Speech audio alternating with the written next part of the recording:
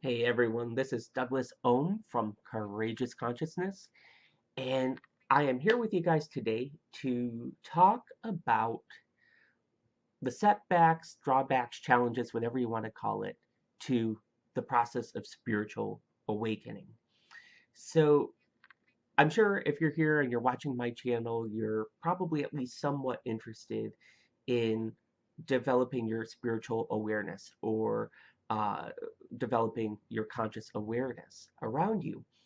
And I've been going through this process myself, um, as well as several other people in my life, and it's been amazing. It's been genuinely an amazing process. Um, as I've been working with it, I've been feeling more love, more joy, more compassion, uh, just more love for my fellow man. And I'll tell you, it has been a great experience, and I'm so happy to be going through it right now. But what I will tell you is that for both myself and for just about anyone I've ever met who is going through this process, there are some common challenges, some common setbacks to the process of spiritual awakening. It's not just a straight line. It would be great if spiritual awakening happened in this sort of a straight line. It doesn't. What tends to happen is it goes in steps. It goes, up a little bit and then maybe down a little bit, up a little bit, then down a little bit, up a little bit, then down a little bit. So what I found is that there are really three common issues that people tend to have in their spiritual awakening process. Um, and most people have these in common. So if you are um, going through this process and you're finding that you're having setbacks, first of all, I just want you to know it is a perfectly natural thing to be going through. And it's nothing to be concerned about. Keep along the process, and these things will eventually resolve themselves. I promise you.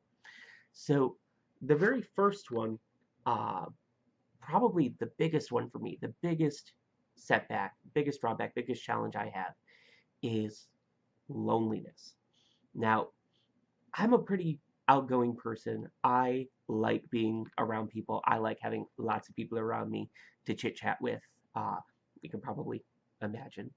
And one of the things about spiritual awakening is, you know, as you are working on it, occasionally you are going to be hitting these moments of really high vibration, of interconnectedness, of joy, and of love.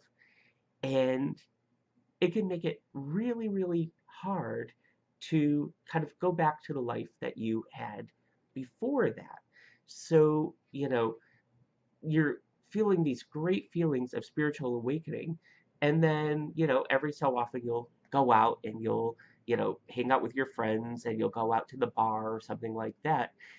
And you'll just find yourself no longer caring about what your friends want to talk about. And this happens a lot. I mean, you'll go out with your friends and, they want to, talk about their sex lives, or they want to, talk about the Kardashians, or, the latest political scandal going on in America or something like that.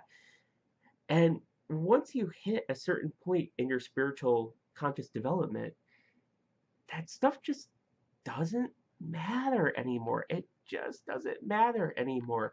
And it can be so difficult because what happens is you'll want to spend more of your time around other spiritually aware, spiritually conscious people. This is perfectly natural. Um, I think a big part of it is just having love for your friends and where they are right now. There's no reason to stop being friends with your friends just because you're developing. But you also do want to try and bring other people who are on that path of spiritual awakening into your life. So, that might be something you want to think about if you're feeling lonely, is trying to find others who are on that same path as you. Now, the second challenge or setback I have found is lack of motivation. Um, I know I've gone through this a few times since I've been working on my spiritual processes. Um, Personally, I love my job. I genuinely love what I do. I actually get to go into work every single day and help people with their aches and pains. And I get to help reduce their stress and their anxiety levels and make them feel better. So you would think, at least for me, that I would be just thrilled to go into work and to bring my spiritual practice into work with me. But that's not always the case. When you are going through your process of spiritual awakening, a lot of times you just will want to be by yourself and for a long period of time sometimes. I know that there are days where I'm scheduled to go to work and the only thing I want to do is just sit at home and read my spiritual books and meditate and feel that sense of inner peace and connectedness. But of course, we live in the real world. I mean, that's the long and the short is we need to go to work. We need to make money. We need to pay our rent. So my suggestion for you guys is if you're feeling that sort of lack of motivation, just try and meditate on ways that you can bring that your spiritual self, this higher self that you're connecting to, into your day-to-day existence. How can you bring that to work? How can you bless your coworkers, bless your clients or your customers? If you can take a moment to focus on that and maybe even start your workday by doing a meditation about how you are going to um, bring that spiritual awareness into your day-to-day life, you will have a lot less resistance about going to work and doing what you have to do, unfortunately. Um, and the third setback that I have found over time is depression. And I think for a lot of people, this is really the hardest of the three because, like I said, spiritual awareness, spiritual awakening is not a straight line. It's up and down. It's up and down. And generally it's more up than down. I mean, you'll have moments where it's more like this, but generally it's up and then down a little bit, up and then down a little bit. Um, and so, like I said, it's perfectly natural when you're going through this process that you are going to have these moments of feeling super high vibrations. You will just feel super connected to the world, the universe around you, to other people around you. You'll feel this great joy and love and compassion.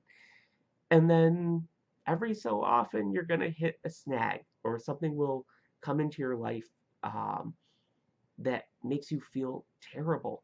And you'll kind of, unfortunately, just fall off the wagon of spiritualism for a little bit. Um, what I found is, and this has happened to me a few times, I generally have found over time I've been going up and up and up, but every so often I hit that moment of down and it feels like crap. It feels awful when you hit those moments. So, my suggestion is when you are going through those moments, when you're feeling down and depressed and disconnected from everything around you, is just renew your focus on whatever process you're using, whether you're using meditation or law of attraction or prayer.